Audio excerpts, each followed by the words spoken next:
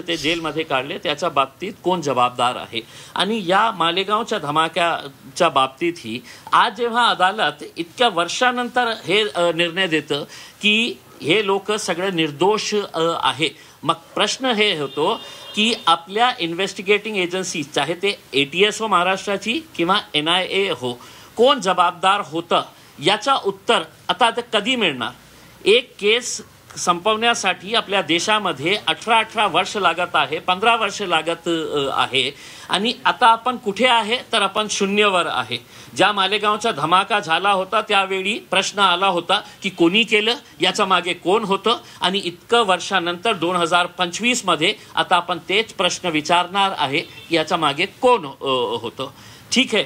आता जे ट्रेन धमाक्याच्या संदर्भात असू द्या किंवा मालेगावच्या संदर्भात असू द्या, आता ज्या प्रकारे महाराष्ट्र सरकार धावून सुप्रीम कोर्टामध्ये गेलं की नाही आम्हाला हे मान्य नाही आहे, आता या प्रकरणामध्ये ही महाराष्ट्र सरकार धावून जाणार आहे का हे सांगण्यासाठी की नाही आम्हाला हे कोर्ट हे मान्य नाही आहे जजमेंट, आता आम्ही सुप्रीम कोर्टामध्ये जाणार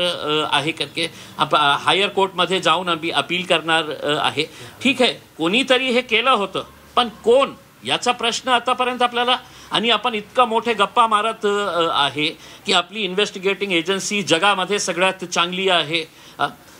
अपॉलिटिकल आहे, काहीही पॉलिटिकल इंटरफिअरन्स नाही आहे। मग त्यावेळी जे संघटना उभे होतं, आपल्याला माहीत असेल त्या काळात इंडियन मुजाहिदीन नावाची संघटना होती, कुठे गेली, सरकार बदलली आणि इंडियन मुजाहिदीन संपलं। ते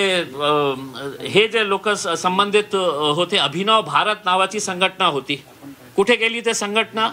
मग असे अनेक प्रश्न आहे की ज्याच्या बाबतीत उत्तर आता सरकार देणार किंवा NIA देणार, कोर्ट देणार, आणि आमची तर अपेक्षा हेच आहे की दोषी नाही होतं पण अनेक वर्ष जेलामध्ये तुरुंगात टाकलेले होतं, मग ते ऑफिसर्स ज्यांनी त्यांना अरेस्ट केलं होतं, काही पुरावे नाही होते, त्याच्यावर जोपर्यंत कारवाई होणार नाही, जोपर्यंत NIAच्या ऑफिसर्स, जोपर्यंत ATSच्या ऑफिसर्सवर कारवाई होणार नाही, असाच प्रकारचे निर्णय आपल्याला बघायला मिळणार आहे की खूप प्रेशर आहे, मीडियाचं प्रेशर आहे, पॉलिटिकल प्रेशर आहे, हे बॉम्ब कोणी घडवून आणलं होतं, मग काय करायचं, कोणीतरी कोणाला धरायचं, काहीतरी एव्हिडन्स नाही आहे, पण त्याच्यानंतर मीडिया ट्रायल व्हायचं। मी बघितलं होतं ज्या प्रकारे पुरोहित जेव्हा पुण्याला होतं, मी अनेक हे प्रकरण असं मीडियामॅन म्हणून हे मी कव्हर केलेलं आहे, पण आज माझ्यासमोर हे इम्तियाज जलील यांची प्रतिक्रिया आपण पाहत होतो।